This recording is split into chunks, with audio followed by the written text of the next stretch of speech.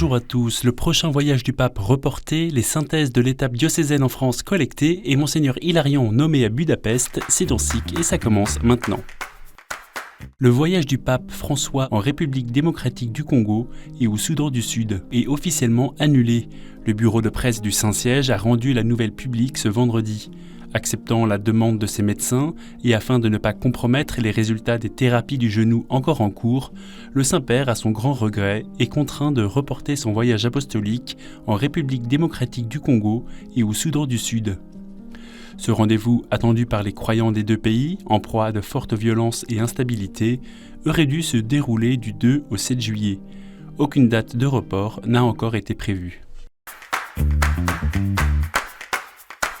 150 000 personnes ont participé au chemin synodal en France.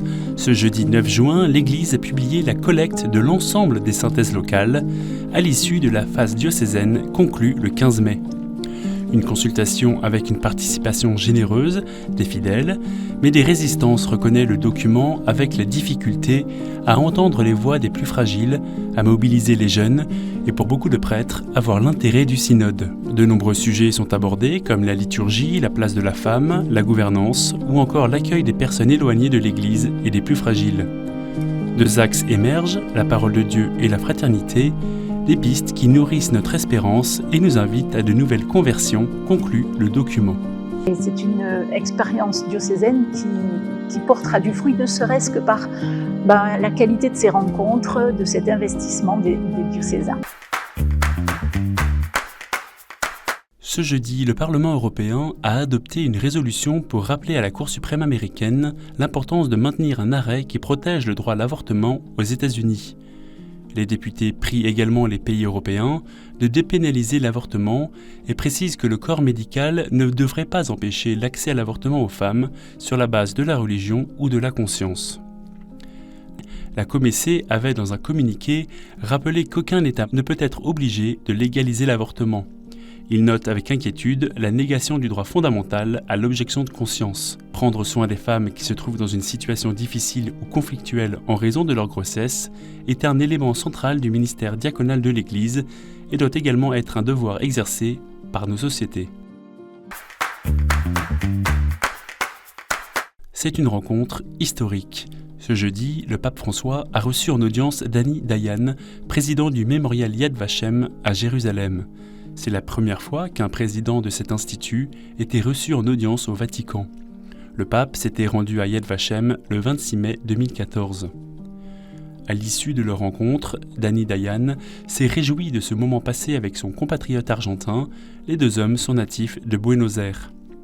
Une rencontre amicale qui montre l'importance que le pape François attache à la mémoire de l'Holocauste et à la lutte contre l'antisémitisme, selon Dani Dayan, qui a également salué l'ouverture des archives du Vatican sur le pontificat de Pie XII. Monseigneur Hilarion, déchargé de ses obligations de président du département des relations ecclésiastiques extérieures du patriarcat de Moscou. Le métropolite Hilarion a été nommé ce mardi 7 juin administrateur du diocèse de Budapest-Hongrie et métropolite de Budapest et de la Hongrie par le Saint-Synode. C'est le métropolite Antoine de Chersonèse, actuel chef de l'exarcat d'Europe occidentale, qui le remplacera à son ancienne fonction. Depuis sa nomination en 2009, Monseigneur Hilarion avait œuvré pour l'œcuménisme et rencontré le pape François de nombreuses fois. En décembre dernier, il avait évoqué une éventuelle rencontre entre le souverain pontife et le patriarche de Moscou, Kirill. Au Sénégal, le pèlerinage marial de Popenguine a rassemblé une centaine de milliers de fidèles venus de tout le pays en ce week-end de Pentecôte. Il avait été suspendu pendant 2 ans en raison de la pandémie, mais a pu reprendre cette année pour sa 134e édition. Le thème choisi était l'amour familial, vocation et chemin de sainteté. Tous les évêques du Sénégal ont concélébré la messe du lundi à la basilique Notre-Dame de la Délivrande. Dans son homélie, Monseigneur André Gay, évêque de Thiès, a rappelé que la vie familiale est un chemin de sainteté. La vie conjugale et familiale, dont l'amour est la caractéristique, est une vocation, un appel de Dieu. Le président de la République du Sénégal, Macky Sall, a adressé ses félicitations à la communauté chrétienne pour le bon déroulement du pèlerinage.